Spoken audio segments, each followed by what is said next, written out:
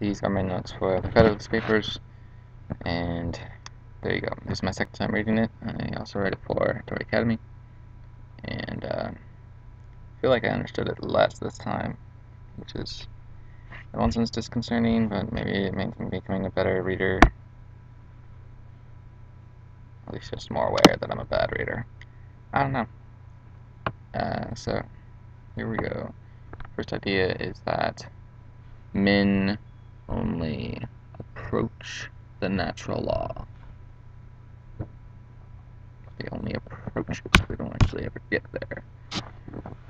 This comes from two themes in the Federalist Papers. One being, yeah, natural law. It's real. It exists. We should pursue it. It's awesome. Laws are not just posits. Laws are making real rules about real rights. And you need to respect it and honor it as such because it's not just an invention. So, all of the natural law with Locke supports, all of that, and Aquinas. But then they also say, but men are sinful. Men can't make perfect societies. Men can't make perfect laws. Men can't discover the natural law perfectly. Man can't implement the natural law perfectly.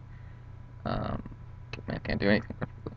And so because of this, because the natural law is actually perfect, the natural law is something that is beyond men. But they don't just, throw it out the window. Natural law is still something that we need to care about and we should be pursuing. It is something we'll have in heaven. So pursue it, but no, you can't attain it. So don't hold back from any law just because it's imperfect or just because you know it's imperfect, but look for the laws that are the most perfect that you can find and choose those ones. So men only approach the natural law, which goes right into my next idea, which is grasping for the good that is available is not compromise. Because I think it is fairly clear in the Federalist Papers that they don't want to compromise. They don't want something that, for as much as is possible, they don't want to just get something that makes everyone half happy. They want to make it so that everyone gets happy, or that they know it's not possible that everyone will be happy. But to make it so that as many states as possible will just affirm it, instead of everyone half-heartedly affirming it. We want as many people as possible that will wholeheartedly affirm it, and then there'll be some people who don't, and that's will have to be accepted. But a lot of the time in Federalist Papers will say, well, look, the Articles of Confederation are even worse than the Constitution. So we've provided the means for altering the Constitution. So we should accept the Constitution now, because there is obviously good in the Constitution. It's not as bad as the Articles of Confederation. So accept that. Get the good that you can. And even if there's evil mixed in or imperfections mixed in, it's still it is still a good move. As Christians or just as reasonable people, you reach for all the good that you can.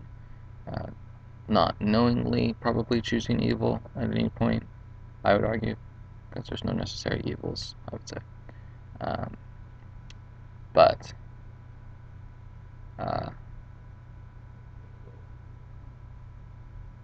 being okay with the possibility of imperfections. Okay, so those are my two core ideas. I like them. I think they go together well, and I think we could talk about touching on either one of those for a while. I really think the second one stems from the first one, and that because we can only approach the natural law, we have to get used to this idea of just get the good that you can, be willing to settle for less than the perfect for a time. Don't let that perfect be the enemy of the good. Just because there's a perfect law out there doesn't mean we have to reject anything else, because we don't have access to the perfect law right now. Yeah, so synthesis, I'm going all the way back to the Republic.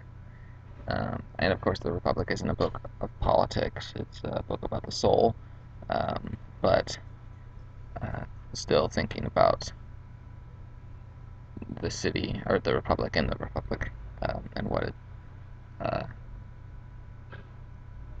talks about, And one thing I noticed is being a kind of big contrast is that the Republic talks about interacting with other countries as being pretty much only war. We need all these things in the city to protect us from other cities, and it never goes into detail about we need to be able to go into treaties and get along basically with other countries. Whereas I think Federalist Papers, one of the big pluses for the Union isn't just protection from war. I think they do go into that to some detail. But the main thing they want to say is that we need a union so that we can be able to trade, like barter and make treaties with other nations. And I think that's a good thing to be focusing on. It's much better to get along with other nations than not to. And I do think that the president or a king of some sort is necessary. You kind of need that face to the country in order to do most treaties, I think, or for them to get out or get along very well. And the Republic talks about the philosopher king, but a lot of the Republic doesn't even talk about a need for a king. So that's a contrast there, and I think it kind of comes from just development of politics. It's funny that I think it was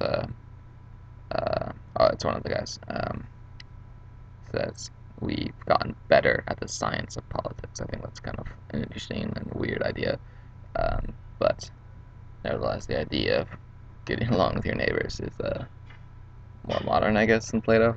I don't know. And the last thing I want to say for the second synthesis is the Federalist Papers and the Constitution itself really go beyond what Locke says is the purpose of government. Because he says it's life and property. Hobbes says it's life. Locke says it's life and property. And I think Constitution says, well, yes, life in the sense of rights and kind of property along with that, but also this need to be given room to flourish.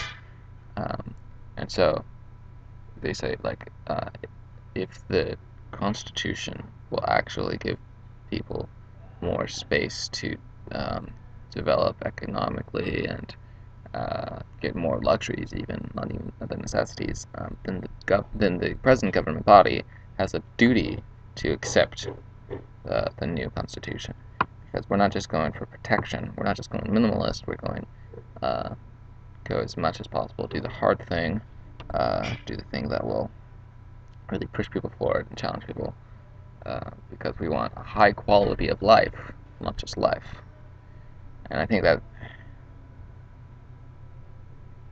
might be like, America might be the kind of the first country that I know about that really was explicit in doing that and pursuing that.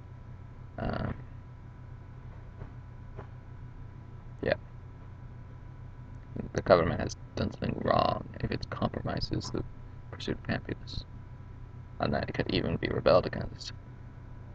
Whereas, other governments, it's only life or maybe property. So, there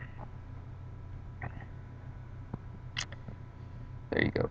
Here's my Federalist Paper notes, and I got 2 more notes videos to come.